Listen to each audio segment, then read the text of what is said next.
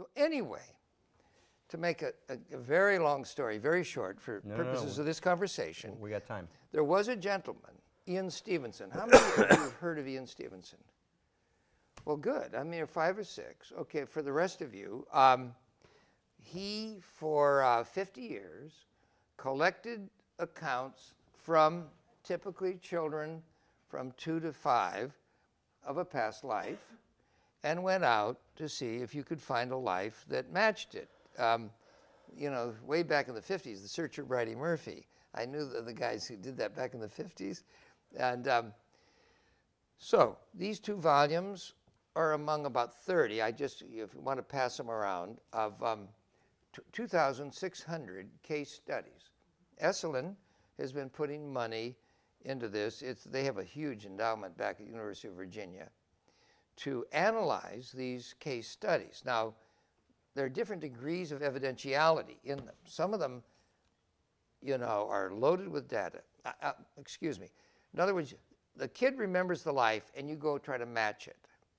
Now, it turns out that 500 or 600 of these 2,600 were born with a deformity or a birthmark that they attributed to a very violent death in a life preceding this life by just a few years. Now, this is an interesting thing.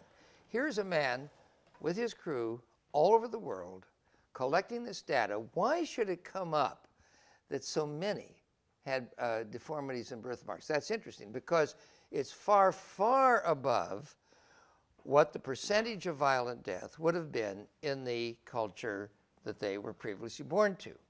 This is evidential. And if I could show you these graphs and all that are being worked on now at the University of Virginia with these people, you would see that that in itself is a giant item and raises immediate theoretical questions. In other words, if you are young, and by the way, they thought they were young in the period. Right. So in other words, a young, quick, violent death, leaving a mark, for example, in the subtle body, which then psychosomatizes it straight into the genome. Now, this is an interesting thing. How can you do that, you know, into the womb? Right. But, so I can pass these around. There are, you know, little boys born without a penis, a guy without a hand, and then you can find a life in which this awful thing happened. For example, a kid in Turkey, he was born with 7 purpura, you know, these marks. My mother had these, you know, one from here, he had 7 like this, and he remembered being machine gunned, he said, and by God, they found a life where the guy had been machine gunned, and they got the photographs, and they're, okay. So these books are here. You guys can thumb through them if you want, and you can start to read in this. Now, not all 2,600 case studies are in this. I was going to bring over about 20 books. Now, so anyway, so this is a vast data dump that we're doing, and we're collecting all sorts of stuff. Next, this coming October, anthropologists from Europe and America are gathering at Esalen who now have found one another. See, what happens is people, you know, scientists find one another, like the quantum physicists find one another. So these people are starting, Esalen's running the only gathering of the hot guys on this. You'd think that Harvard or Stanford would do it. Oh no, it takes poor little pathetic Esalen to pull these people together, and we've been doing this for a while. So these are anthropologists from mainly France, England, and America who are getting together now to compare their notes on a particular aspect of all this. I just want to make the point.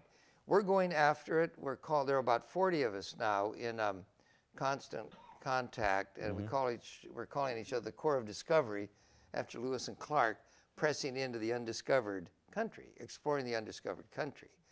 I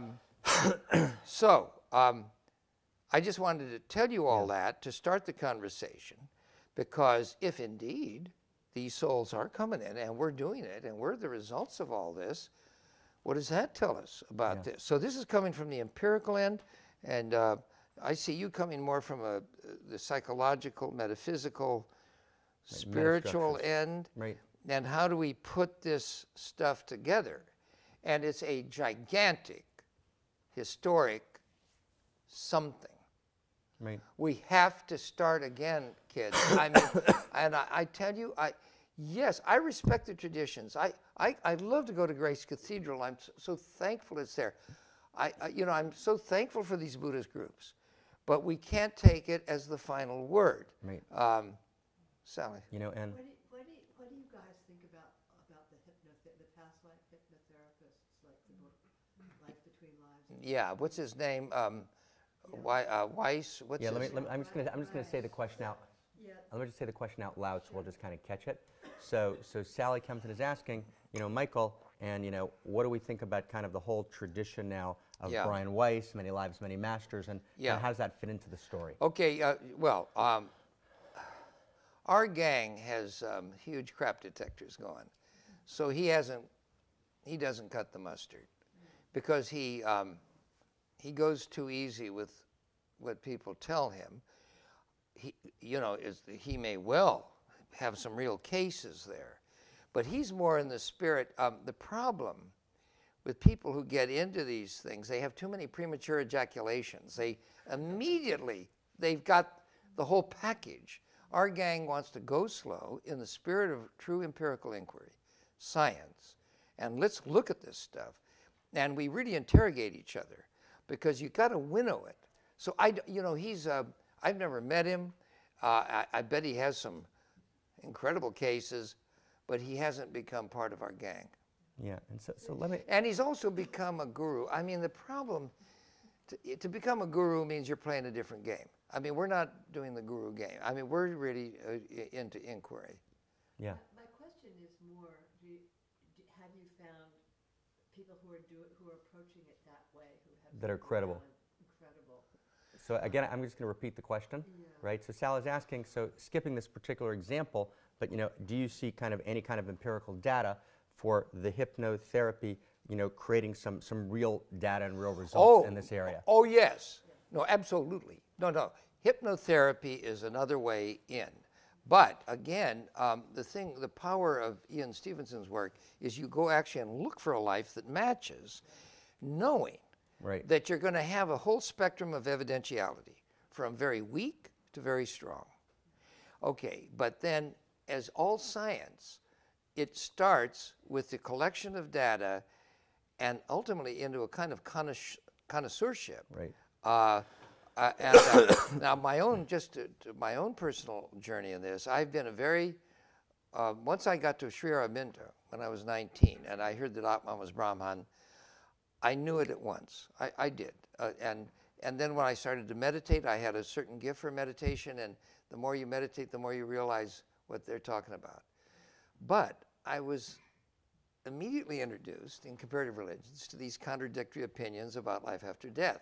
So I've remained resolutely agnostic, even though Aurobindo, my teacher, was adamant that reincarnation is a fact, and even this huge scheme. I lived in the Sri Aurobindo ashram for a year and a half when I was 25, 26. I heard the mother talking about these very interesting things.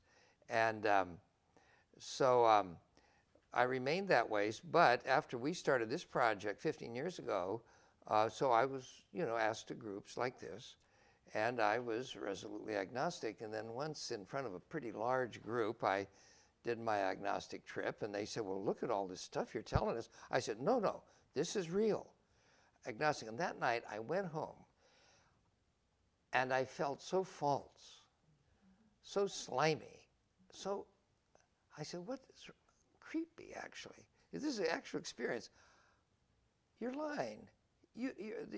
Finally, you're overwhelmed. 10 cases you can call a coincidence. I can read through this. This is, 100 cases, 100 of these, 200. And at some point, your decision is being made for you. Galileo, they look through the telescope here. Jupiter has moons up there.